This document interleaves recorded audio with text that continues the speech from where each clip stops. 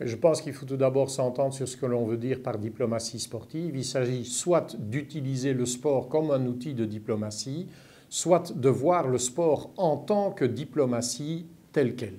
Alors ceci étant posé, je pense que les forces de l'Union européenne en matière de diplomatie sportive, c'est d'abord que c'est un sujet qui est à l'ordre du jour depuis quelques années, sur lequel on a pu développer à la fois une approche conceptuelle, notamment par le High Level Group on Sports Diplomacy, mais également une approche plus pratique en allant chercher des exemples de terrain, de bonnes pratiques en matière de diplomatie par le sport sur le terrain. Ça, c'est une chose.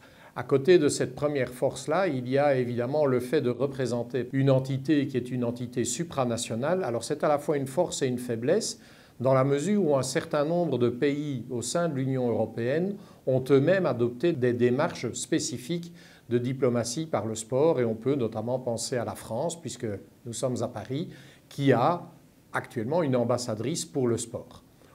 Au-delà de cela, le risque et la difficulté, la grande difficulté au sein de l'Union européenne, c'est d'avoir un langage commun quand on parle de diplomatie par le sport, d'une part, et d'autre part, de voir certains États tirer, je dirais, la couverture à eux-mêmes pour des intérêts qui leur sont propres. Il n'en reste pas moins que quand on réfléchit à la diplomatie du sport ou à la diplomatie par le sport au sein de l'Union européenne, j'ai davantage tendance à aller voir des exemples de bonnes pratiques au niveau du terrain que d'aller chercher de grandes approches qui seraient conceptuelles et qui seraient représentatives de grandes entités.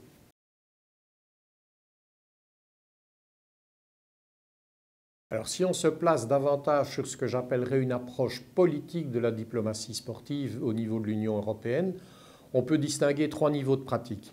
On peut distinguer ce qui a été fait au niveau du Conseil des ministres européens, ce qui a été fait au niveau de la Commission et ce qui a été fait au niveau du Parlement européen. Ce qui est intéressant, c'est qu'au niveau du Conseil des ministres européens, depuis la réunion ou le travail du High Level Group on Sports Diplomacy entre 2015 et 2016, on se rend compte que par un certain nombre de conclusions, le Conseil européen a pris un certain nombre d'arguments et d'éléments visant à développer davantage le concept de diplomatie par le sport ou de diplomatie sportive européenne. Si on se place au niveau de la Commission, on se trouve alors au niveau de la commissaire européenne en charge de l'éducation, de la culture et du sport. Avec le paradoxe d'ailleurs que le mot sport n'apparaît pas dans son titre.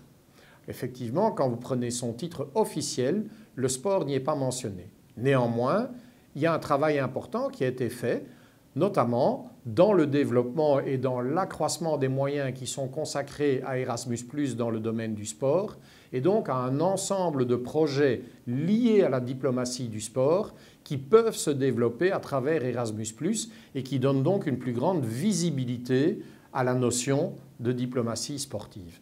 Et enfin, le Parlement est lui un petit peu dans une position de contre-pied par rapport à la Commission et par rapport au Conseil des ministres, puisque le Parlement met lui davantage l'accent sur ce qui n'a pas encore été fait et qui devrait être fait. Qui devrait être fait, notamment en matière de droits humains, notamment en matière d'égalité des genres, notamment en matière de respect des communautés que l'on va appeler minorisées. Et donc vous vous rendez compte que voilà, à trois niveaux différents, il y a des démarches qui sont accomplies en matière de diplomatie par le sport, mais que ces démarches visent des approches différentes ou complémentaires.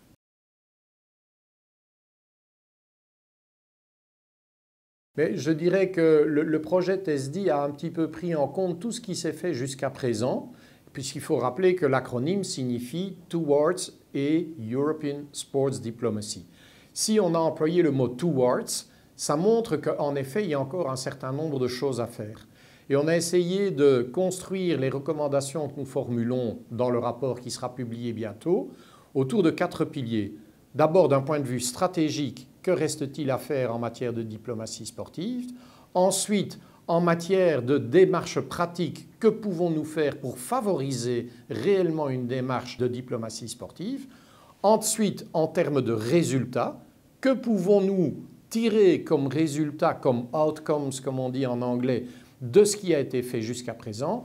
Et enfin, le quatrième pilier, que faudrait-il faire dans le futur pour renforcer une démarche de diplomatie sportive au sein de l'Union européenne?